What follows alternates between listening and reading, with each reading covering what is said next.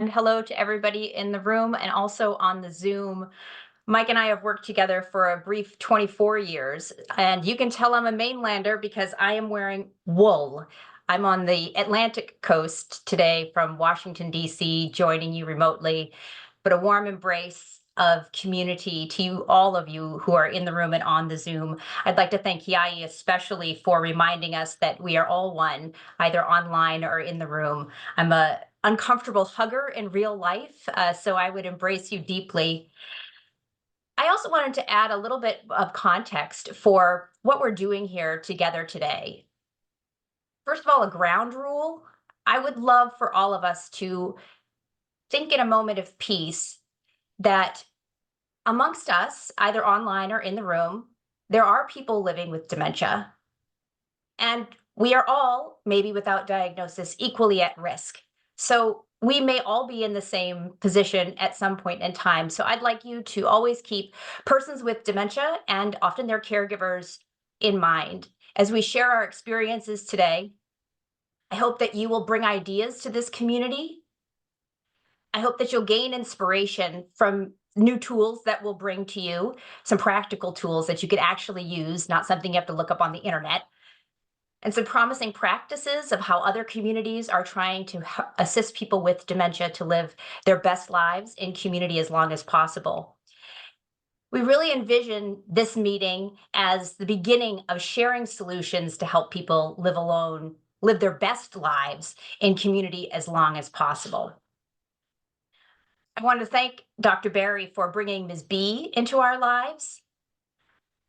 Ms. B's story was beautiful, of a beautiful life. And as I mentioned, I like to keep persons with dementia first each time we meet together, especially when talking about persons who are living alone, because they want to live lives as autonomously as possible, as strongly as possible, making their own decisions. So I wanted to bring you another person living with dementia today for us all to meet. Her name is Diana Blackwelder, and she's an active person living with dementia, as you'll see in a moment here. This is the voice of lived experience. I'd like you to listen to her joys and listen to her struggles. She was looking for some professionals, as we'll hear in her story today. So think about how you yourself would interact with her, or what if you were Diana in some of the situations that she shares with us.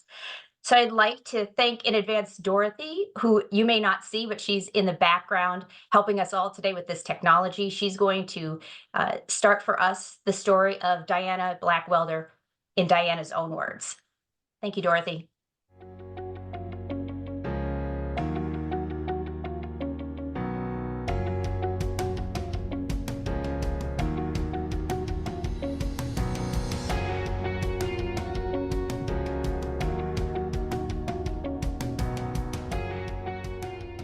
Hi, and thank you so much for this opportunity to tell you a little bit about my experience living with younger onset Alzheimer's. Before Alzheimer's, I was a successful IT software systems integration and security engineer and Lean Six Sigma black belt with advanced degrees in electrical engineering, computer science, and systems engineering. I was known as the closer at work, frequently assigned to those projects that were failing or had failed and turning them around, able to cut through the chaff to drive success in a highly dynamic and complicated technical field. I am currently 57 years old, single, I have no children, and I live alone with my 2 pet cats. But I'm not a crazy cat lady. However, I am fervently independent, well-educated, intelligent, and I like to think unflappable. I want to continue to live as full of a life as possible. I want to be a contributing member of society, to continue to have shared, rich experiences, and to make memories for as long as I am able. I think that is what most of us want, whether or not we have Alzheimer's disease. It has been a year since my diagnosis, but I've been living with the symptoms of Alzheimer's for several years. I really empathize with Cynthia. There was at least a year of my symptoms progressively worsening while I debated whether it was necessary to seek medical help. I questioned myself. Then, once I did approach my doctor with my concerns, the diagnostic process took over 2 more years. I experienced very little sense of urgency. My primary care doctor, while attentive and sympathetic, dismissed dementia as a possibility. I endured misdiagnoses, including ADHD, despite my best efforts. Each specialist appointment and each diagnostic test often required months of waiting. 2 years of office visits, tests, misdiagnoses, and failed treatments. At times, I wanted to stick my head in the sand and wish it all away. How many others do just that? The geriatrician who diagnosed me was very compassionate and took almost an hour to help me sort through the diagnosis and even wrote a short list of next steps. However, I was sent home alone with this list in hand. I was expected to do it all on my own with an Alzheimer's diagnosis at 56 while unable to work and with pets that were totally dependent on me. No one followed up with me. I had a notable encounter with the medical establishment shortly after my diagnosis during an emergency 5-day hospital stay for an unplanned surgery. During my stay, the lead resident for my case informed me that I couldn't possibly have Alzheimer's, as he put it, since I was able to remember having seen him the day before and could speak coherently with him each day. This diagnosis could not be accurate. He did not have access to my prior memory-related tests. He had not spoken with any of those specialists and had not performed any cognitive or neurological tests on me. However, he was absolutely certain I did not have Alzheimer's. There were further complications in the hospital setting. There were no special procedures for dementia patients, and the staff was unable to minimize unnecessary noise, commotion, and other disturbances that can impact sleep and a person with Alzheimer's ability to communicate. Distractions, including filling a room to capacity with residents during rounds, surrounded the fleeting patient-doctor interaction. I had no assistance in making sure all of my providers knew about my diagnosis. It was completely up to me to communicate clearly with everyone, including the surgical anesthesiologist, that I had Alzheimer's.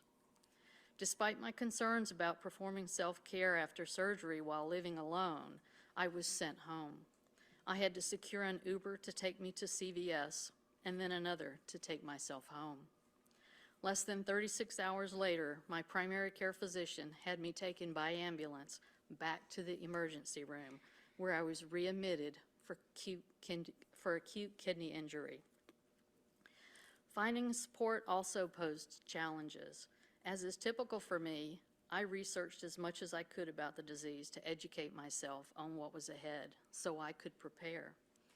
I began looking for any kind of specialist, counselor, or support group to help me navigate this new learning experience, and also to help me deal with the emotional roller coaster I was on. How should I plan for my future? What would happen to my pets if I experienced more symptoms? I had so many questions and worries and outright fears. I thought, at least I'm lucky. I live in a large metropolitan city full of resources. However, many of the potential support groups and counseling services I was directed to had a minimum age of 65 years and older. The one memory cafe that can accommodate someone like me in the very early stage who doesn't have a full-time caregiver is a 4-hour round trip away in Manassas, Maryland. I did find a private support group for those with early stage memory loss in DC, but they were full. When they opened a second group, it was once again geared toward caregivers. There was a day-long Alzheimer's seminar in DC recently. It would provide access to experts in the field. Unfortunately, again, it was for caregivers only. Let me see if I can get the next slide. There we go. I can still do technology. These experiences have led me to wonder, what about me, the person with the disease? Right now, I am my own caregiver. Helping me facilitate my independence should be a priority. It should be a priority for everyone because that helps alleviate the demands on the caregivers. The medical establishment and community service providers need to have greater awareness of early stage and younger onset Alzheimer's. I believe this awareness would lead to implementation of some standardized procedures in medical settings that would address caring for patients with dementia across different disease stages and levels of independence. I believe it would help community service providers offer more inclusive and targeted support options for people just like me. My hope is to be treated not just as someone dying with Alzheimer's disease, but rather as Diana Blackwelder, a person living with Alzheimer's disease. Thank you so much for your time today. I really do appreciate it, and good luck to you all. Thank you. We're going to take a little break, you guys, right now to fill out your pre-tests. We didn't do that. They're in your packet. If you could open the packet and we'll pause because the next PowerPoint coming up is going to be on care mapping, and your particular pre-post papers are in, it's the pre-test one. I don't know what color it is, but it's it's white. So could you take a moment, and once everybody fills it out, we can collect it and we'll move on. Thank you so much.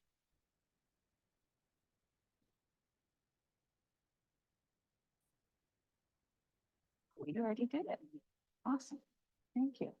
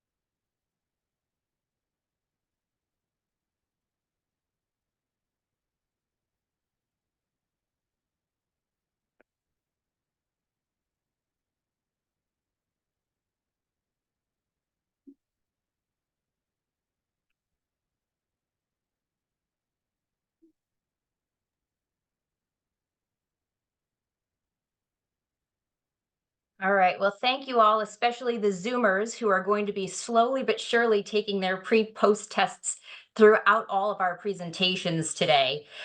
I'd also like to just give a heads up to people who are on Zoom like me. Just know that you are able to ask questions today. So I'm starting the first formal presentation for us today. You're going to be able to use the question and answer function on Zoom. So if at any point in time when I'm talking or somebody else is, and you have a question to ask, go ahead, put it into the Q&A. Everybody in the room, not on the Zoom, if you have a question, you'll be able to talk in the mic today directly with us. We're going to save questions for our break periods and at the end of each one of our sessions. But I welcome any and all questions, comments, and I'm from the East Coast, so we do questions, comments, and snide remarks. It's just how we do. So I promised you guys today that we would be specifically sharing some practical tools that you'll be able to use yourselves.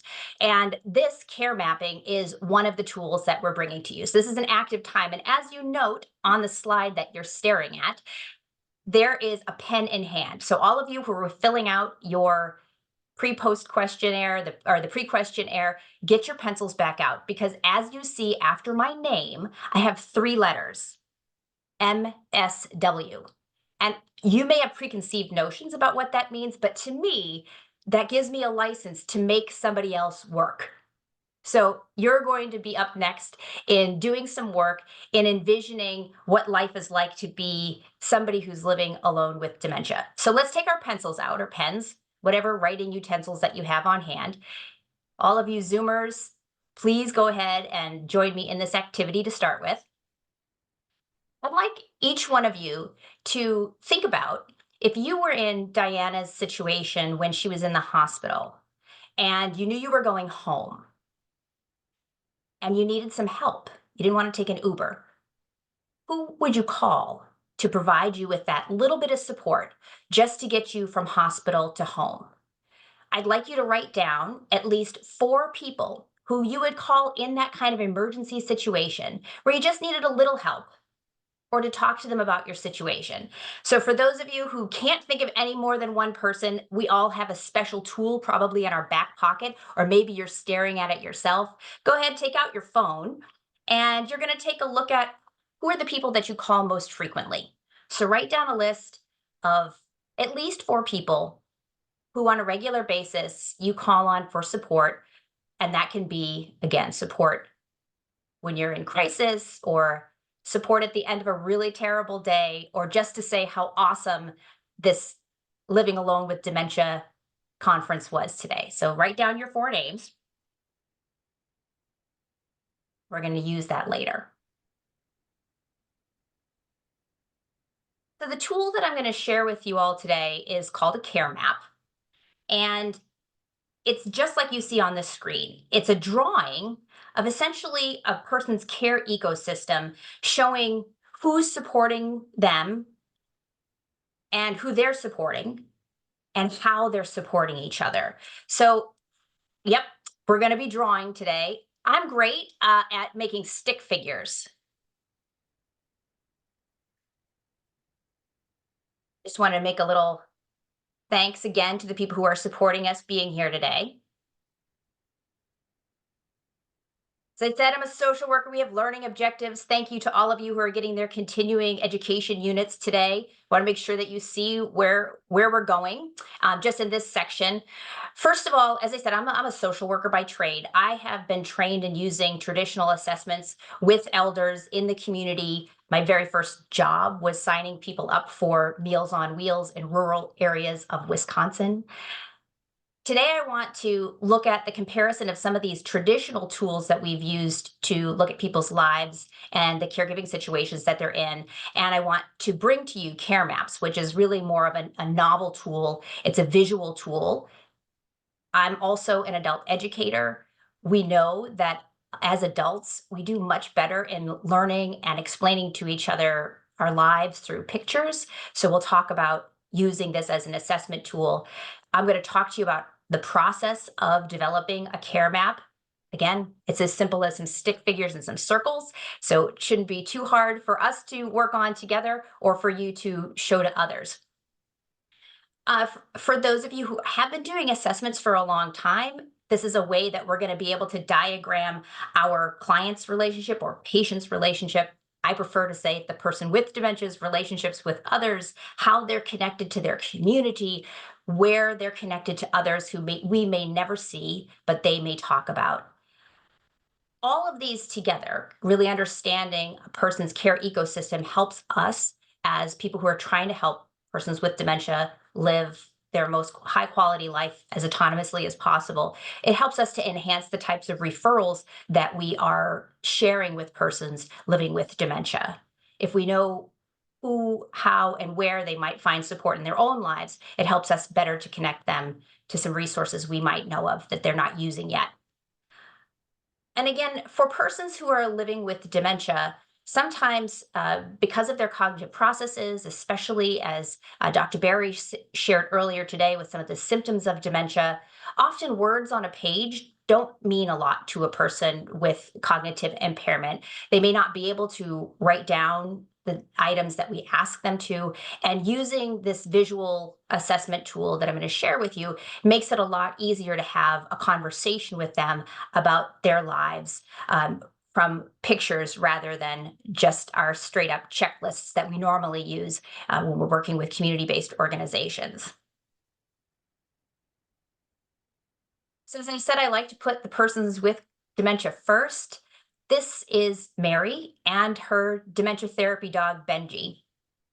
He's adorable. He's a Shih Tzu mix. And you see Mary proudly showing us her care map. I'll talk a little bit more intimately later about what's on it.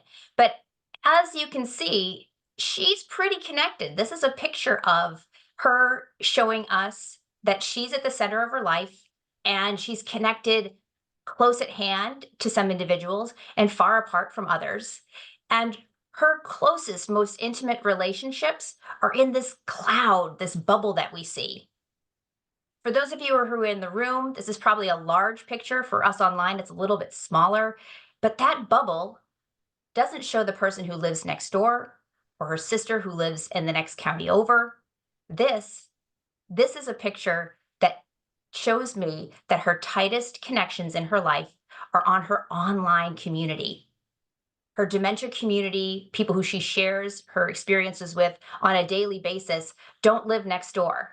But if I didn't have Mary share with me this picture of her life, it'd be hard for me to understand how very closely she depends on others in her life in the virtual world rather than maybe in the physical world.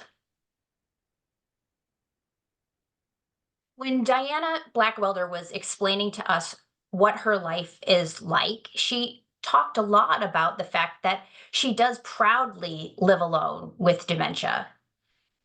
She didn't so much talk about who would she count on, as I asked you guys at the very beginning to kind of write down who are the 4 people you would call if you were in crisis.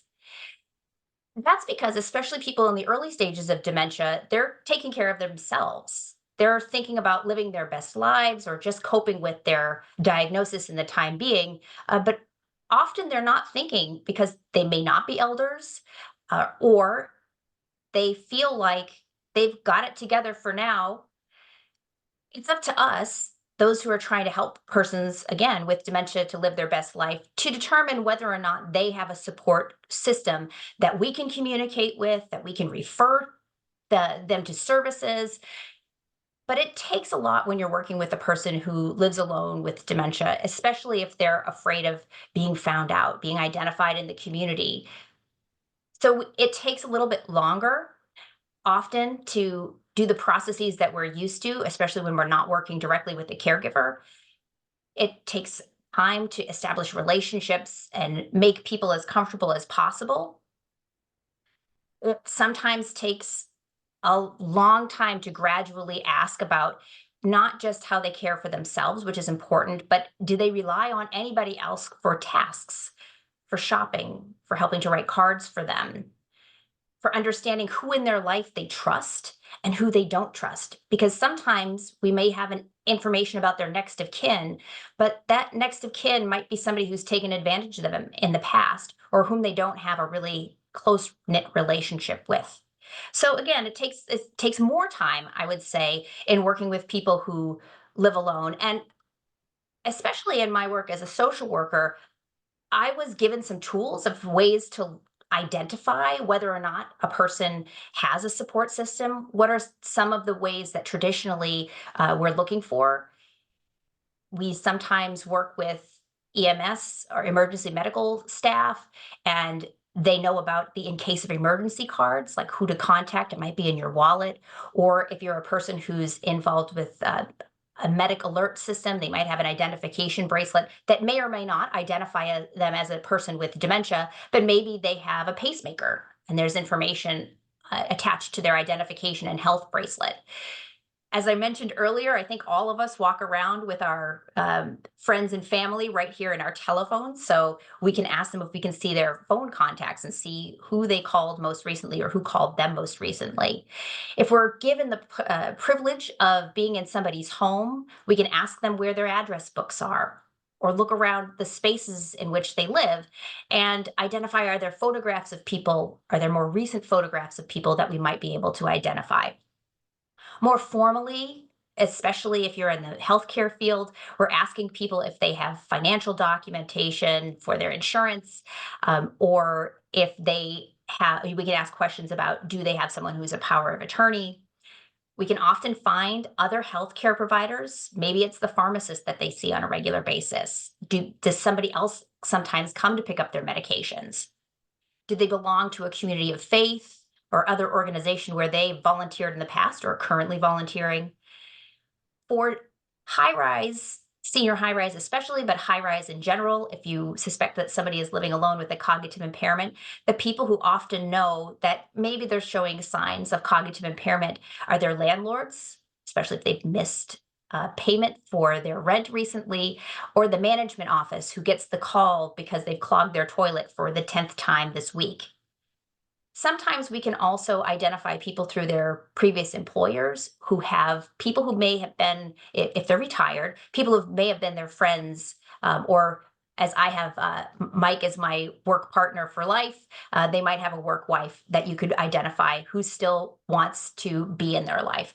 So it's important for us to understand that um, in identifying these people, most people who live alone have someone on a list who may be able to identify who's willing to help them to make choices and to make some decisions. But the only way that they're going to come to the table is if we ask them if they're willing to give support, or the person with dementia asks them if they're willing to provide different types of support. Hope you will join me in having a laugh about tools that social workers have to use to try to identify the support system that people with cognitive impairment may have. I'm originally from Wisconsin, which thus I have lots of wool.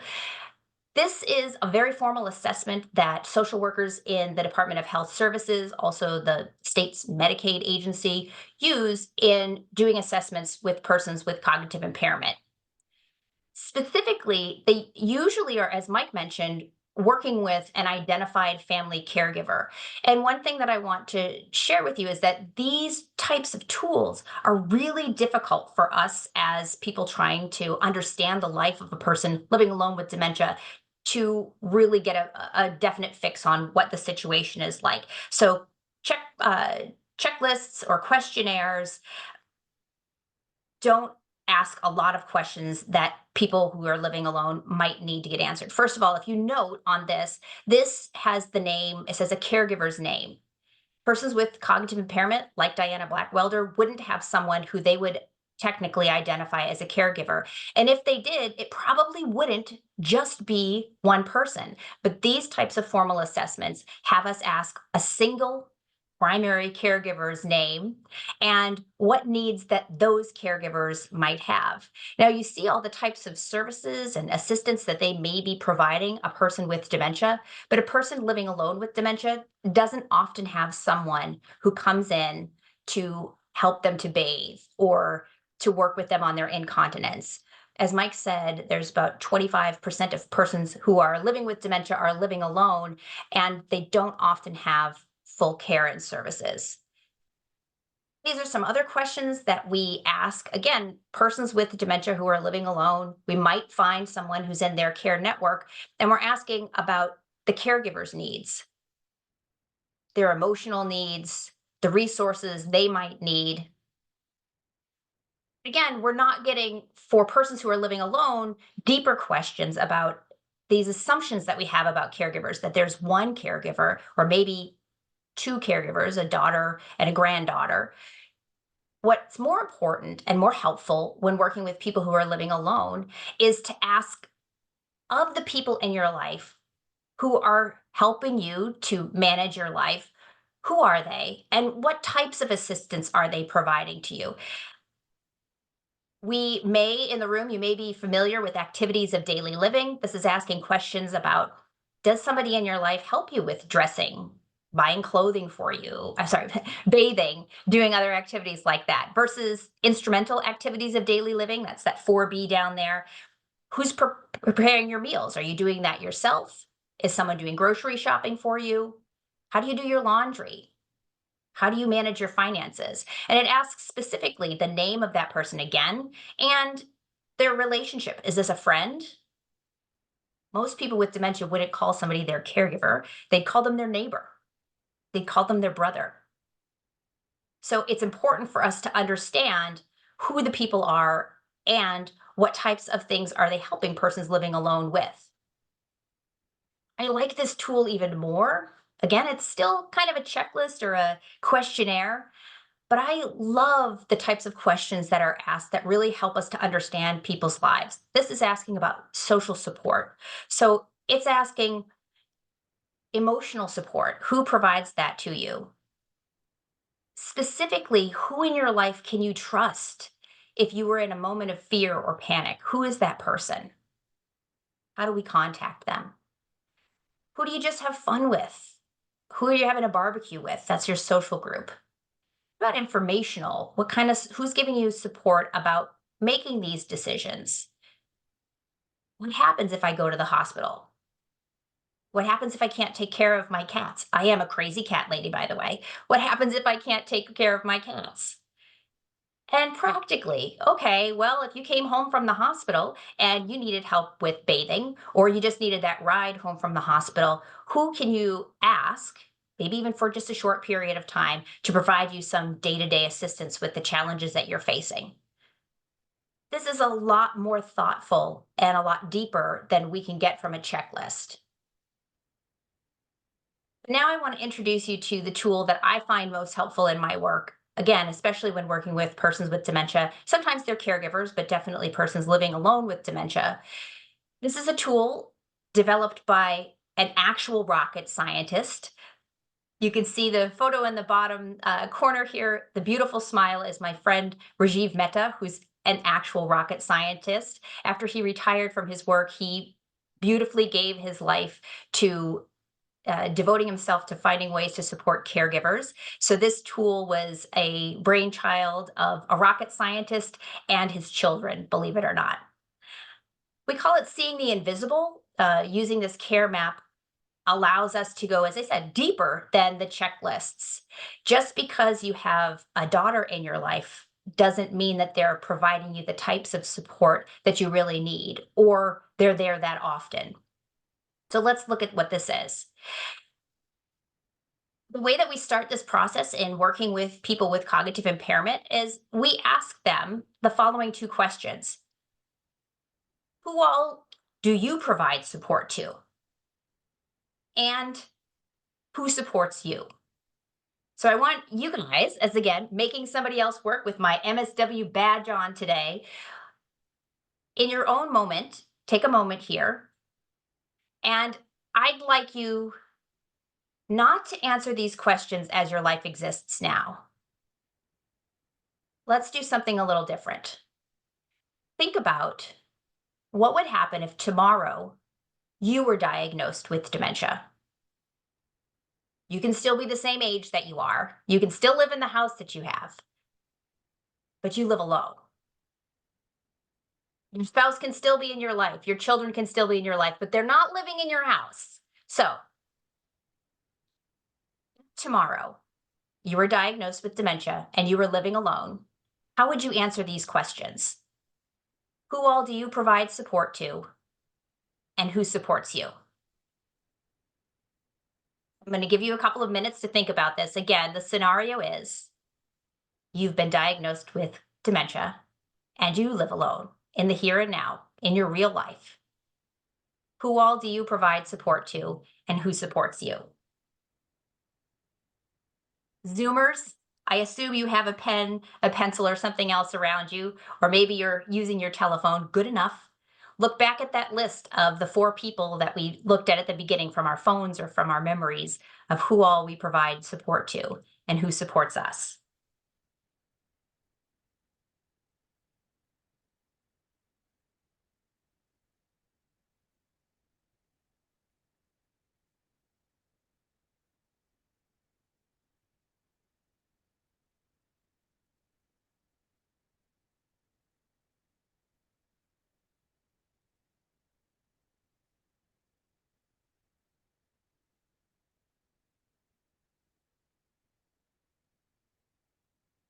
If you're having trouble answering these questions, it doesn't have to be, again, someone who lives next door to you. Who did you call last week? Who called you?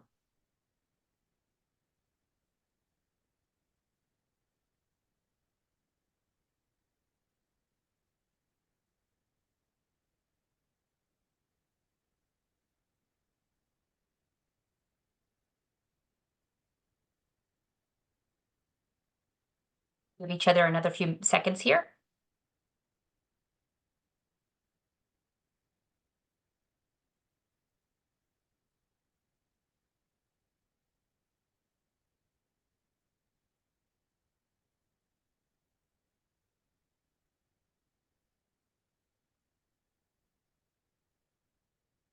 Right, let's get into the tool.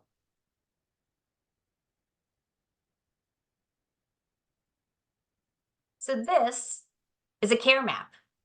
I promised you it was related to stick figures. It's stick figures and circles and squares and triangles. And the key questions that we ask in creating a map together with someone with cognitive impairment is, as I asked you, who all do you provide support to? Who else supports you? So I'll tell you the story about what you're looking at. This is the care map written by the family of Maria. So Maria is in the smaller house, right? It's an actual drawing of a house because we defined persons who are living alone. It's a person living in a single family household, meaning one person lives there. Maria is a person who is living alone with dementia. And she lives within close walking distance from her son, Mike, and his daughter, and his wife, Christy. Inside of the household of Mike and Christy is their son, Pablo, and another family member, Maya. You can see inside of Maria's house, it looks like there's like a partial person, right? What do you think that is?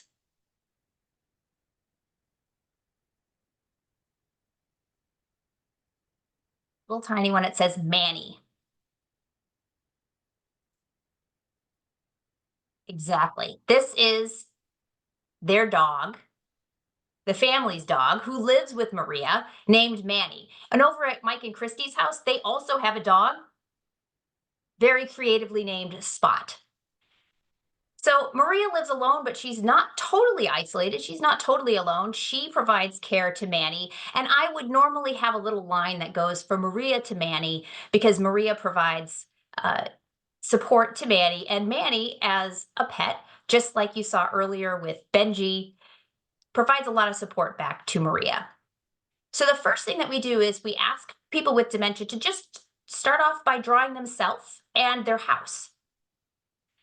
And then the next thing that we do is ask them to draw in a care map, to draw the other stick figures and in kind of using this home as a way of depicting where people live, who all supports you and who do you support in terms of presence, distance, frequency.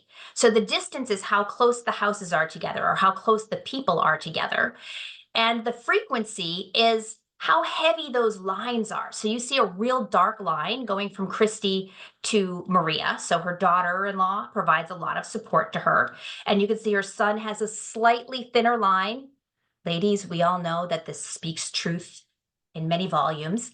And you can see that Christy also provides a lot of heavy support to her son, Pablo, and just fine. This, by the way, is not Mike Splain's care map. His looks a little bit different. His has a lot of women who lived inside of his house because he had 3 daughters. So let's look a little bit more at this map. The care map also shows me that Maria has family who live farther away at a distance. She has her brother, Arturo, who lives in Baltimore. He's not even inside of kind of the regular map. So you see that there are circles, different circles. The closer circle in the center are people within driving distance. Within driving distance is that first circle. The second circle is if you needed to call somebody, if Christy or Mike were not available, who would come, for instance, to stay with you at the hospital or come with you when you came home from rehabilitation? So that next distance out of people who would come to your aid, that would be Steve and Claire, who are living a little bit farther away in Philadelphia. So these folks live in Princeton, New Jersey. So Maria, Mike, Christy, they live in Princeton, New Jersey. A little bit north of them, a little bit west of them is Philadelphia with Steve and Claire. And then on the outside, farther away, are other people who they communicate with them on a regular basis. But you'll notice that this kind of support line, their lifeline, is a little bit dashed. So dots mean they don't provide me that much support. Dashes mean a little bit more support. And that heavy, heavy line means we're pretty much in daily communication with each other. One of the things that I think is really interesting about this picture that I myself, as a former social worker in medical care, I see something really peculiar when I think about healthcare and how healthcare providers think about where they would fit into somebody else's care map. Do you see way at the bottom with a teeny tiny light dashed line, 3 triangles?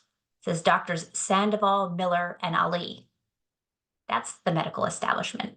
That's the healthcare center where Maria goes once every 6 months. So when we think about care teams and who's supporting us, oftentimes we as social workers or medical providers or other professionals, we see ourselves as that deep, heavy line, saving lives, and we often do. But in reality, in the day-to-day life of somebody who's living alone with dementia, they have the heavy lines to friends and family who are providing the true hands-on care and support. You also see that Christy has a support group that she's going to, that little dashed line. I think it's interesting that she feels that she's receiving care. So the arrow only points at Christy. She feels that her support group provides to her, but I'm sure that one of those tiny people inside of her support group would also say that she supports them. And we like to recognize that as we're talking to people about their care maps. Who all supports you and who do you support? Where's life energy coming in? Where is it going out? So I think this is I think this is a lot more helpful than the checklist in giving me a sense of how many caregivers, how often are they available? How far away are they? So to make it less invisible, because we can't fit all of these people on our assessments or understand how they might fit into Maria's life. And that's the point. It's seeing this kind of invisible life that we have. So here's some more parts of the process. So it's a process, as I said, for kind of seeing and reflecting with the person with dementia. What's your daily situation like? What are things like when it's going good? What if you needed help? It really helps us to ask more deep questions about the caregiving situation that they may or may not have. If they truly feel isolated, which we haven't talked yet about social isolation, but if you didn't see any heavy lines or any dashes, that's a very different situation and a very different set of supports that we might think about referring someone to. And it also allows the person with dementia to have conversations with the people for whom they have lines attached or unattached. Helps them to really see who could help me. Who could I call? Because I said, most people who live alone have someone who's willing to help them with decision making or help them make choices, good choices in their life, but they're not often asked. So we use this tool to say, wow, if you needed to make a major life decision and it might impact Christy or Mike's life, would you ask Maggie? She's off there on the far side. She calls Maria on a daily basis. Could you run that by Maggie? Could Maggie help you make that decision? This is my care map. Well, it's really not my care map. It's the care map for my now 98-year-old person living with cognitive impairment. That's my grandmother. Yep, I am blessed to have a 98-year-old in my life. I myself am in the crazy house on the left-hand side. That would be my cat, for whom my grandmother finds delighted pleasure when she comes to my house. She also likes my children, who in her dementia at 92 years old, taught how to read during COVID. And it's myself and my husband, and you see our lines are going back and forth to another house. If you could see through my window over here on my side, living directly next door to me are my mother and father. And if you asked my grandmother, her name is Lenore, who her caregiver was, she would immediately say, my mother, who's her daughter. But I provide personal care. I help her to shower. She doesn't consider me a caregiver. And if she's tired of my mother providing her assistance, she calls my husband to get her a donut and a cup of coffee and bring it over. If it was just based on a checklist, you'd never know that. She also finds a lot of pleasure in her mahjong team. They play mahjong on a daily basis together. She loses a lot of money. I'm going to blame it on the cognitive impairment, but honestly, she just doesn't have a lot. She never had a lot of strategy on her side. And then you see in the far distance, she has other relatives who are my cousins, who are her siblings. There's another person living alone on the left-hand side in that little square there. That house belongs to her youngest sister, who lives in Las Vegas. We live in Washington, D.C. It's a long way away. And again, back to what my conversation about, well, who else is here providing her care and assistance? She lives in independent living. There's a nurse on site who provides her care, but if she's having a crisis, she's going to call my mom, my dad, or myself, or my husband before she goes to see that nurse, because she doesn't want them to know that she's having challenges. And what about her geriatrician? What about the person who's helping to maintain her health? Well, that's at the bottom there. That's Walter Reed National Medical Center, which, by the way, doesn't have a geriatrician on staff. Not saying anything about the elders who run our country, but they don't have a geriatrician who's helping them to manage their conditions either. So this really puts into perspective a different life that a person with cognitive impairment might have. Who all provides care to them, and who do they provide care to? So I'd like to just give you a few more examples of what this might look like. If you are a little bit more like our friend who was at the beginning of our slideshow, and you are really artistic, yours might look a little bit different, because Mary had lots of different icons and ways of describing people in her life. But this is AJ's care map. And this, again, tells you a story about maybe there are not that many people in their life who live close by. So they're in the center. It says me, and I'm living in New York. Well, their friend M does not live in New York City with them or close by, so you don't even see a house there. And they have friends that are a little bit further away and a lot farther away who couldn't get to them if they needed assistance. His parents live in California.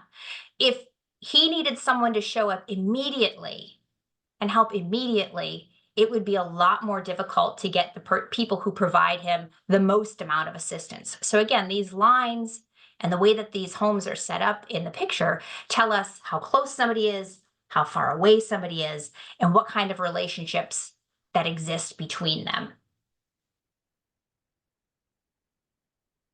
Now it's back to your turn. Now you know the secret to the care mapping success. You already were asked the questions, who all do you provide support to and who provides support to you? Now is your time to take out yet another piece of paper or your iPad if you're a Zoomer online, and you're going to draw your own care map. Again, we're living in this world of, yesterday I was diagnosed with dementia, I'm living alone, who all cares for me and who do I care for? So I'd like you to take your time and thinking this through. Draw yourself first in a home. Now you can have a Manny or a Spot or a Bella, who's the name of my cat. You can have pets in your household whom you care for and they provide you care, but everybody else has to live outside of your home. And you're going to draw the people who are closest in proximity to you, who live closest by. Maybe they're a half an hour away from you. Maybe they're right next door. You're going to draw them close to you in their own home and draw these lines that emphasize with the arrows who provides care to you and who do you provide care to. And care doesn't have to mean physical care. Care can just mean the love and friendship that you provide to them or they provide to you. You'll notice on many of these examples that I provided to you, we don't have your spiritual advisors. So if it's important for you and they are people that you are supported by, or maybe it's a religious institution that you provide support to, make sure that makes it onto your care map. So we're going to take some time. As I said, you're making you work. I think it's really going to be eye-opening to some of us who may never have thought about, well, what happens if, right? This is not just for persons with dementia, it could be for any of us. I'm going to put up on the screen, you now know it's just stick figures, but I'm going to give you some symbols that might help you to really get deeper into your thoughts around who all provides support to you and who do you provide support with. So people, stick figures. If it's a group of people, you can put that square like Lenore's Mahjong group. People who are in the health professions, we put those as triangles. Our Mannies and our Spots and our Bellas, those are circles. If you already have facilities and services, in this case, you'll notice that I put in something that we normally see with a person with cognitive impairment. We'd see daycare, we might see Meals on Wheels, and make sure that you put the home of that number one person that you rely on or relies on you in a home of their own.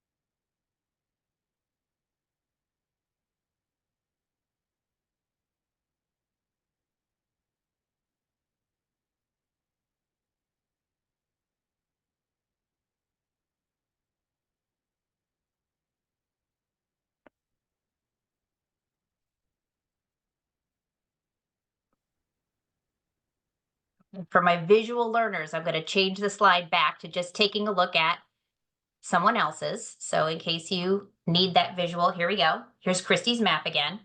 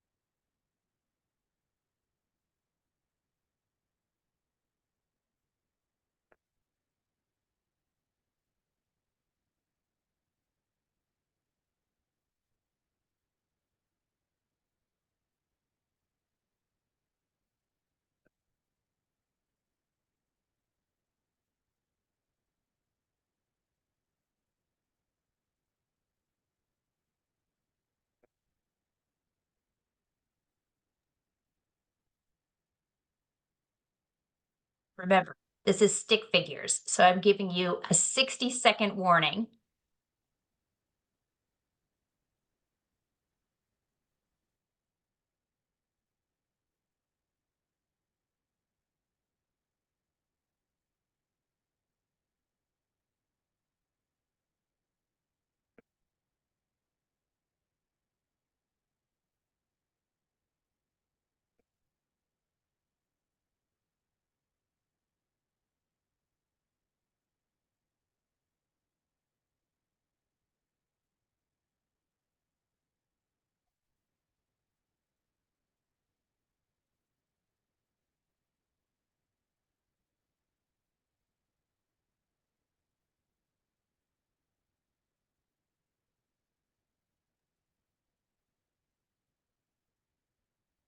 All right, we're back on air. Now, I know some of you are not quite done yet. I'm not going to ask to look at yours. And I'm not going to ask you to do what we normally do, which is turn to the person next to you and share with them. Now, if you love this tool like I do, and you want to know a little bit more about the process, usually the way that we use this is to ask the person who drew their care map the questions that we've already reflected on. Who all do you care for? Who cares for you? We ask them about who they live with, who else is providing that support.